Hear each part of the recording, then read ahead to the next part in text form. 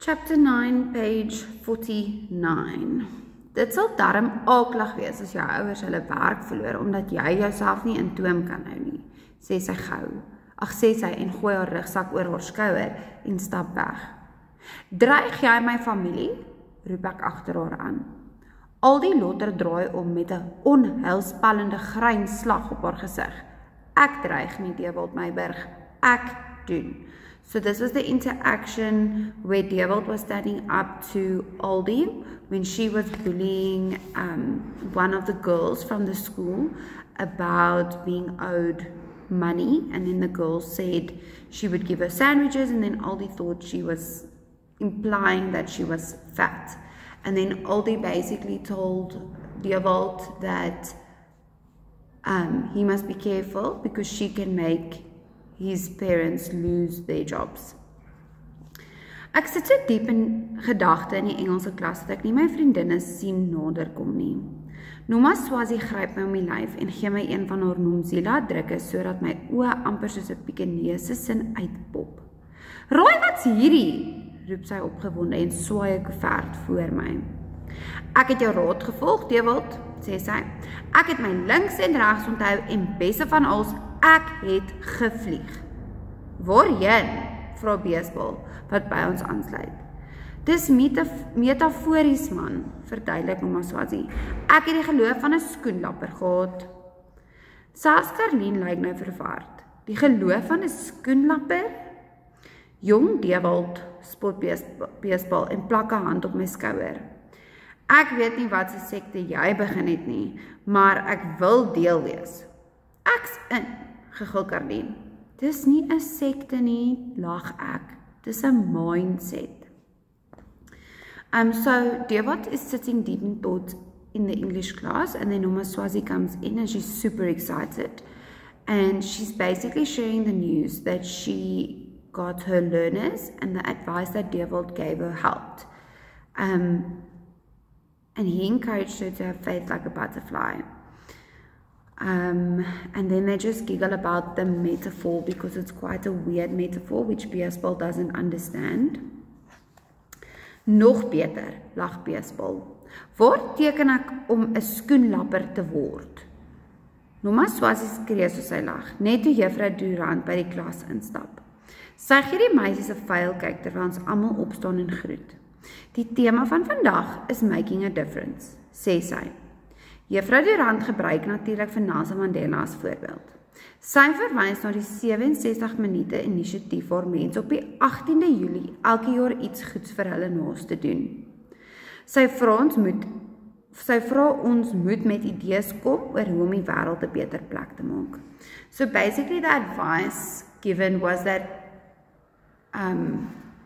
Noma Swazi, so the advice Dewald gave Noma Swazi was to have faith like a butterfly.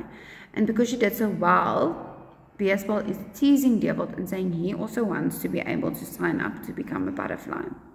Then the English teacher walks in and speaks about the theme for the day, which is making a difference. And she speaks about the Nelson Mandela Day, where you take 67 minutes to do something for someone else. And she tells the class that they must come up with a world-changing idea. "En hoe gaan Nando's wêreldvrede aanhelp?" vra Noma Swazi en kyk. "Oh, sorry, I'm a bit ahead." "Nando's in elke land," gooi Beesbal sy idee op die tafel tydens groepsbespreking. "En hoe gaan Nando's wêreldvrede aanhelp?" vra Noma Swazi en kyk hom vreemd aan. "Wel, dink daaroor," verduidelik hy. "Nando's maak ons almal gelukkig. Dis hoender, so elke geloof kan dit eet en daar is min kulture wat nie van hoender hou nie. Die plan is onsinkbaar." So Beesbal's reaction to the teacher's instructions is that they must have a Nando's in every country. And then Noma Swazi asks him, how is Nando's going to help with world peace? And he says, think about it. Nando's makes everyone happy. And almost every religion allows people to eat chicken. So the plan is unsinkable. O nee, Captain Titanic. Wat van vegetariërs? Van Karlien hom uit. And Karlien manipulates her language. because he says it's unsinkable, she calls him Captain Titanic, which obviously the Titanic sank.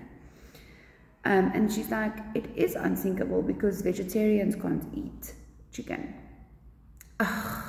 Hulle is so klaar blyklik nie wêreldvrede nie, sê hy gekrenk toe hy besef sy plan het netjies tot op die bodem van die Atlantiese Oseaan gesink. Hy, onthou ek's 'n vegetariër, maak Karlien kaksie. Ek weet, knik Beesbal, en dis hoekom ek nou nie meer na 'n braai toe nooi nie. Jy het my pa laas so verneder vir sy vriende met jou sampioen gevulde green peppers. So he's obviously frustrated, and he says that vegetarians already choose not having world peace, so he's not too much worried about that, but he's just realized that his plan is sinkable, and it's sunk to the bottom of the Atlantic Ocean. Then Karlien reminds him that she's a vegetarian, and he says he knows. He is not going to invite her to a braai again because she embarrassed his dad when she brought her mushroom-filled peppers to the last braai she was invited to. Ag, sies vir jou, lag Karlien. Jy jok nou. Is hy? Hou hy vol. 5 minute oor, laat juffrou Durant van voor uit die klas hoor. Sal julle ophou bollie praat en aan nog idees dink, asseblief, roos Nomaswazi in haarself aangestelde leiersrol. Ek is seker ons kan met iets meer kreatiefs vorendag kom. Wat van 'n handleiding teen boelies? Vra ek skielik. Al drie kyk gelyk na my. Beesbal lig sy wenkbroue. As teken dat ek verder moet praat. So, obviously this bantering is annoying Nomaswazi, who's taken a leadership role. She's decided she's going to take lead in the group, and she says, like, stop talking nonsense, we need to think about proper ideas. And then Dewald mentions, what about a guide on how to handle bullies? And all of them look at him quite surprised in a good way. Ek sluk diep. Ek dink minder kinders sal geboelie word as hulle weet wat om te doen en watter situasies om te vermy. Dewald, dis briljant, sê Karlien opgewonde. Stap vir stap wat hulle kan doen om nie meer geboelie te word nie. Ja, roep Nomaswazi, amper soos 'n vorm, 'n ondersteuningsgroep van ander wat geboelie is op skool met raad en daai tipe dinge. So obviously Dewald is nervous to speak because he stutters, but he says he thinks less kids would be bullied if they knew what to do and which situations to avoid. And Karlien is excited and she calls it brilliant, and then says a step-to-step guide that will help them to not be bullied anymore. And Nomaswazi says maybe something like a forum or a group where a support group for those that get bullied at school, where they give advice and those sorts of things.